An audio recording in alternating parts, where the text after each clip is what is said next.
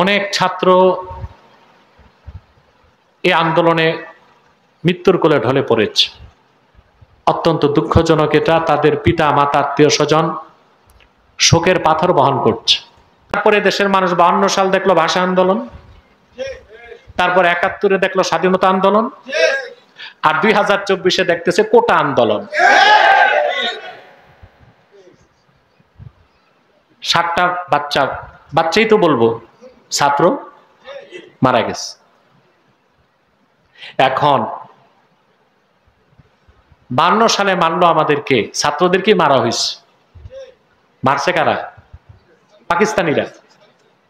71-এ প্রচুর মা বোনের ইজ্জত নষ্ট করে এদেশের মানুষকে হত্যা করেছে পাক হানাদার বাহিনী। আর এখন একই দেশে সাম্প্রদায়িক বিভক্তি হয়ে গেছে।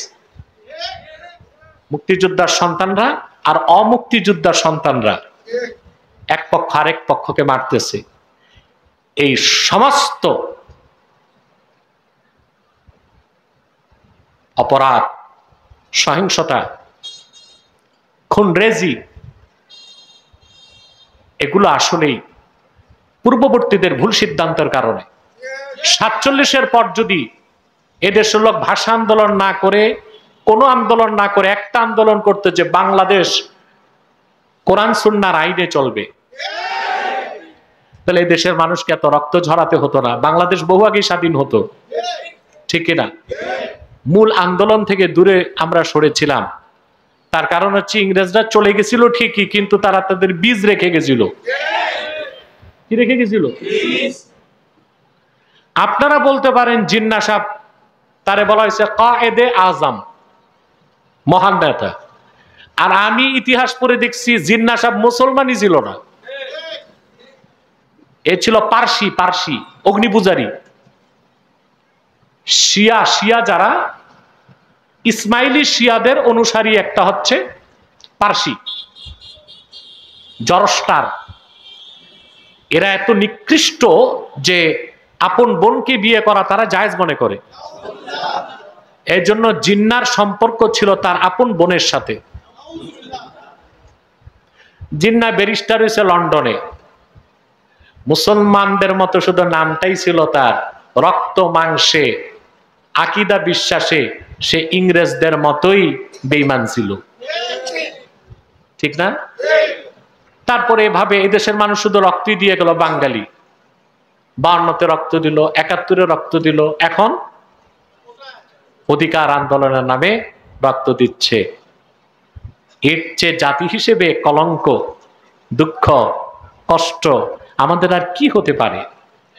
তো বোঝা যাচ্ছে আল্লাহর জমিনে, এই ভূখণ্ডে আল্লাহর বিধানকে প্রতিষ্ঠা করতে না পারার কারণেই সব জায়গায় বেইনসাফি।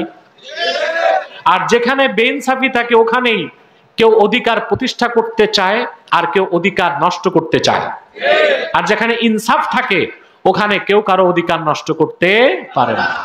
আমি আমার আগের বক্তব্য বলেছি, বুখারী শরীফের হাদিস, হযরত সালমান হযরত আবু দারদাকে বলেছেন, ফাতি কুল্লাযী হাক্কিন হাক্ক, প্রত্যেক হকদারকে তার হক বুঝায় দাও। তো ছাত্রদের দাবি তো যৌক্তিক যে আমরা পড়াশোনা করে মেধা যাচাই উত্তীর্ণ হওয়ার পর বাপদাদার দোহাই দিয়ে অন্যরা চাকরি পাবে, এটা তো হইতে পারে না। এটা তো 24 ঘন্টা না, 1 ঘন্টায় সমাধানের বিষয়।